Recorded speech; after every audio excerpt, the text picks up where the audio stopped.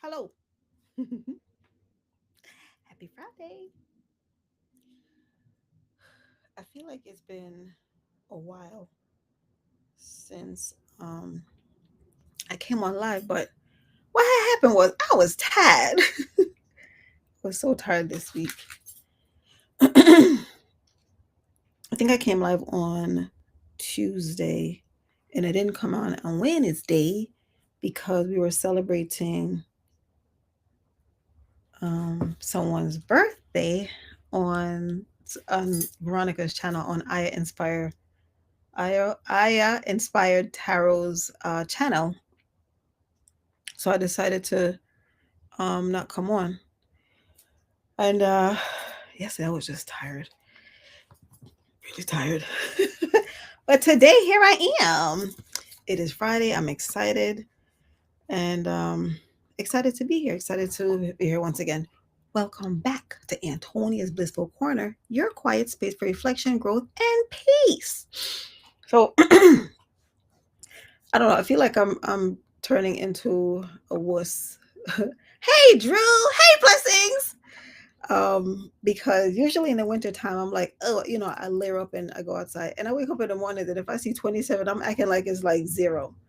Um, but this afternoon my mother and I walked to the mall that's nearby. It's not really near, it's nearby. It's about a little over a mile walk. So it's not that bad. At least not for me. Not for her either, because she does it frequently. But anyway, something happened while I was at the mall, and I was like, I got to talk about this. So I figured more or less come on tonight and just basically talk about my experience, right? We were at the cash register, and the the items purchased fit into one bag. Now here in New York, they banned the plastic bag. New York City, they banned plastic bags a few years back, and so when you go to certain department stores, you get a paper bag if you're lucky. um, and so she put everything in one bag, and I looked at it and I was like, that ain't gonna make it down the block, let alone home. So I asked her, hey, can you please double bag? And she was looking. It was a young girl, and she was looking at me like I had like 10 eyes. So I was just watching her, and she's watching me, and she takes out another bag, and she attempted to separate, right? So this video is especially for those who thinks things through before you act. Because if you're someone who doesn't rush and who considers all the angles, who feels things deeply before making a move, this is for you. This is for you, Miss or Mr. Introvert, right? So anyway, she's looking at me and I'm looking at her, and she, kind of like made to go take stuff out of the bag. And I was like, no, no, no. Because I figured more or less that she either did not understand what I said or she didn't fully comprehend what I was asking. So then I calmly said again, no, can you please double the bag? Right? Simple request. And like I'm watching and I'm trying to process what's going on. And she said, no, I wasn't gonna double it because I thought it was gonna rip. And I'm like, what? I'm thinking to myself, but you ain't even try, right? Hey Veronica. And I'm thinking like she didn't try. And it made me realize that as introverts, this is where it kind of like stung a little bit, because this is how many of us operate, not from low laziness or fear, but from anticipation. We imagine the outcome before we even take one step. We run the scenario through our minds. We already know how it's going to end before it even began. We picture the rip. We picture the rip and everything spilling out onto the floor. Like we really truly create this thing in our head. Like the awkward moment, the rejection, the energy it will take to recover it when it goes wrong. So sometimes we decide not to try. Again, not from laziness and not from fear. Excuse me, I need to take a sip. I'm thirsty.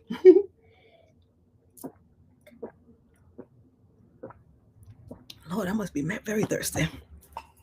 Now, the not willing to try is not because we can't, but because we're trying to protect our energy, our peace, our emotional bandwidth. And I get it. I really do. I do. But here's what happened next. I calmly said, it won't rip. Watch. And I basically like just squeezed the bag together and placed it in the other one. And we looked at each other. We smiled because the bag literally just slid down in it. Because my thing is, if it fit in the one bag, because I said to mom when we walked out, I said if she had doubts, she could have just removed everything from the bag, doubled the bag, and then put it back in, right? But nevertheless, I feel like these are nice teaching moments, right? We smiled at each other, and I left. And basically, it was the talking point with mom coming home, right? Because how often do we, especially as introverts, decide the outcome before the experience? How often do we say, I don't feel like explaining myself, or I don't want to deal with the fallout, or I don't have the energy for it if it goes wrong, or I'll wait until I'm more ready. I mean, I'm saying it because that was me. Um, so Blessing said, I don't know how you get around with the low temperatures you all get. Child, I don't even know layers. Layers. For me, like I've learned that covering the head is like the most important thing. I remember when I was younger, trying to be cute, and I would leave home with my hair done up nicely and everything else wrapped up. But then I've realized that I wasn't as warm as I could have been. And when I started to keep my head covered, it kind of helped a lot. Because I actually do go running sometimes. I haven't in the past couple of years because I got lazy, but I told myself I'm going to get back into the habit this year. But I go running, even for a short run or walk in the wintertime, um, with proper like layers on. So, so instead of doubling the bag, um, we, the bag, we split things into smaller packages, right? Something safer, something quieter, something that requires less emotional exposure, right? So let me ask you something, and I want this to sit with you. What's your bag? What's the thing that you've already decided you won't work? So you won't that it won't work because you haven't tried it, you're not willing to try because you think it's not going to work. Is it speaking up at work because you don't want to be misunderstood? Is it applying for something because you don't want to feel rejected? Is it starting something creative because you don't want to explain yourself? Is it setting a boundary because you don't want the tension afterward? Is it saying how you feel because you don't want to be emotionally drained if it doesn't land well? What is it? What is it? Because here's something we don't talk about enough with introverts. We don't just fear failure, we fear the cost of failure, the emotional cleanup, the conversations, the processing afterwards. So sometimes we stop before we start, but feelings aren't facts, they're just feelings. And anticipation that something will drain you, it doesn't always mean it will, right? So this week I was happy. One part of the reason why I was tired the night before Wednesday night was I came home from work and I promised someone that I would help them with something. I didn't even assign a deadline. In my mind, I was going to do it over the weekend. It's a colleague. Um, and I came home and I decided to get a head start. I couldn't even change out of my clothing. Kid you not. And at some point, hours in, I think, because I got home around 5:30. I started working at around like 6 or so. And around 8 o'clock, I text her and I said, my spirit will not allow me to do anything else. And I said, this is not what I had planned to do tonight. For reference, I was helping her with her resume. And I said to her that my spirit will, I said, this is not what I had planned to do this evening. But my spirit didn't allow me to do anything else until that was done. I was annoyed because I really had things to do.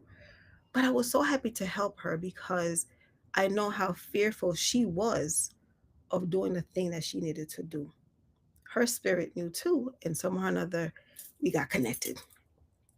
But I was happy when it was done because I was able to basically send it off to her. And then I really was able to basically move forward with the things that I needed to do, which wasn't a lot because by then I was drained and it was late because working 3 days, I don't know why it's crazy because prior to COVID, we were working 5 days a week, sometimes super long hours in the office. And now, like after 3 days back to back, I'm like, I'm wiped out. But I was so happy to help her because she is what I once used to be. I'm not sure. I think we might be around the same age, or she might be a few years younger. But nevertheless, that's how I used to be. Like I used to be so afraid to do something because of the rejection, because of it not working out, because I already figured out that it wasn't going to work in my favor anyway. And now that I have chosen to step outside of my comfort zone and live, I realize that we create these stories in our head that don't even exist. Like we create endings to stories before even starting. And so we're robbing ourselves of living. Like we're robbing ourselves of experiencing things. Okay, fine. So what if it don't work? Try again, right? I mean, the thing is, let's be honest. Sometimes the bag does rip. Sometimes you try and it's awkward. Sometimes you speak up and you feel exposed. Sometimes you put yourself out there and need time alone afterward to recover. I mean, that's how I felt when I started doing this thing here. That's how I felt. I mean, and that's how I feel sometimes when I still post on certain social media uh, platforms. But nevertheless, I do it, right? Because at the end of the day, people really don't care, and that's what I have come to realize is that people really do not care, right? You put it out there, some people will see it, it may resonate or not, and it may never be seen. But what is happening for me is that I see my growth, right? And that's the one thing that can happen. You put the thing in a bag, the bag don't rip, great. The bag rips, you learn something. you learn either to do it a different way or to basically double it from the beginning, whatever. Like you learn something, you realize that, okay, well, I'm gonna try something else the next time, but you won't know if you don't try, right? That part is real. But here's what's also real: you are capable of handling that recovery. You always have been. And sometimes, many times, the bag doesn't even rip at all. It didn't rip tonight. It was funny because when we got home, mommy reminded me of a time, I think it was when we were walking home. And she reminded me of a time when it was super windy outside, and she went to the same store, Macy's, and she bought some items, and it was super windy, and the bag burst. The bag burst. So the things were basically like just scattered. Her receipt, everything, basically. And this is in the street, So sometimes the bag does burst. My reason, because I thought about the bag bursting, but I also realized that even though it wasn't like heavy, it's cold outside. It's cold outside. And so I knew that I needed to basically have a grip on the bag. So I was like, you know what? I'd rather be safe than sorry. Right. Sometimes the conversation goes better than expected. Sometimes your voice is received with respect. Sometimes you realize you had more capacity than you thought. I think introverts don't give up loudly. We just give up quietly in our minds in advance, long before anyone else even knows there was something we wanted to try. What if we shifted that?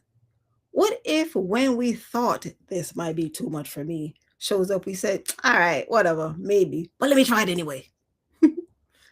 At my pace, with my boundaries, with my exit plan, if I need one. Let's see if the bag holds. So tonight, I want to invite you, not to pressure you, to think about one thing, just one little thing. One thing you've been holding back on because you assumed it will cause too much emotionally. And I want you to try it gently. Who will know except for you? Unless you told somebody. Thoughtfully, in a way that honors who you are. Not because you need to prove anything, but because you deserve to know what's possible. Because here's what I learned today: that small moment of trying created ease, connection, and relief, not chaos. And I'm sure that that young lady learned something tonight because, again, teaching moments. I feel as if like every moment is a teaching moment, right? Now, for me, I just realized, Lord have mercy, she wasn't even willing to try, and she probably. And I know that when we were when we when I but I'm gonna say we when we were successful, she probably felt a little bit embarrassed because of the failure to try. I know the feeling because she was me, right? But I'm hoping that by having this experience, the next time she'll try before she gives up. Introverts thrive in moments like that more than we give ourselves credit for, right? So please do not give up before you try, especially not in silence. You don't have to be loud, you don't have to rush, you don't have to force it. Just willing to see, just be willing to see. Double the bag in your way. And if it rips, all right, you'll retreat, reflect, and recover and try again. But I think that you'll be surprised by how often it holds. So Veronica said, this is interesting because my friend asked ChatGPT what human experience it would like to have. And it said uncertainty of, wait, and it said uncertainty of outcome. And then she said, yes, we learn from experience too. Yes, we do. I feel like, one of the things that I've learned in the past few years, because no one ever wants to fail, everybody wants to be successful. But the reality of it is, in order to be successful, you have to fail. And so I've learned to appreciate all my failures. I mean, sometimes, I don't wake up every day wanting to fail, but I expect that everything will not work and that the things that will not work will be the thing that will help me to grow and to learn and to evolve. That's how we evolve, right? Because the thing is, it's like if we keep basically, because we all know how to count, I think. We all know our ABCs, but there's more than that. Like there's more than the basics that we have been taught. And so, I'm hoping that this message will resonate with you. I'm hoping that you will take from this that you shouldn't give up before trying.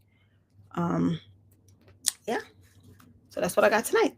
And also, please, please remember to get my book, Unlocking the Introvert, a pocket guide to understanding and interacting with introverts. It is available at societyofintroverts.com, Amazon, and everywhere books are sold online. And like I said before in previous messages, Veronica is on here. Aya Inspired Tarot. Please follow her and check her out on Sundays around 6:30, 7 o'clock, and Wednesday about the same time. She's amazing.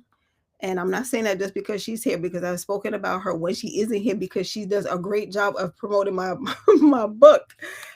This is a great little tool, though. Seriously, I wrote this because I realized that introverts are truly misunderstood, and so this book is filled with little tips on how to with your introvert, how to live with an introvert, how to travel with an introvert, how to work with an introvert. They're like 17 chapters because I think sometimes the reason why, well, we know that relationships fail because of lack of communication.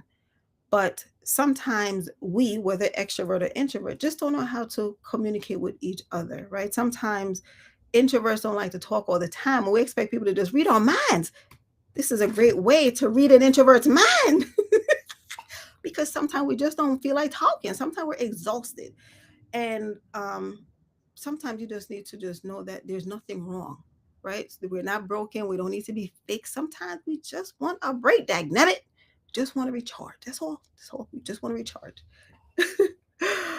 um, so blessings, said Veronica. I thought about the move where the old lady hit a young girl's car when she took her parking spot. She told her, "I'm old and I have good insurance." I can't remember the name of the movie. Oh, Veronica said Tawanda. um, but yes, so that's all I have tonight. I just wanted to share this experience that I had a few hours ago. Um, in that, like go ahead and allow the bag to rip. If it's gonna rip, it's gonna rip. If not, then it won't. But at least you'll learn something. You'll either learn to trust your judgment or try something else. Please remember that peace is not a place, it is a choice. Please stay blissful, stay warm if you're up here in the north or south, because I think it's chilly down there too. And I will see you all next time. And I will say thank you to Drew, Blessings, and Veronica for joining me in the chat. And thank you for those who have joined but who are not in the chat. Thank you, Mama. Good night, everyone.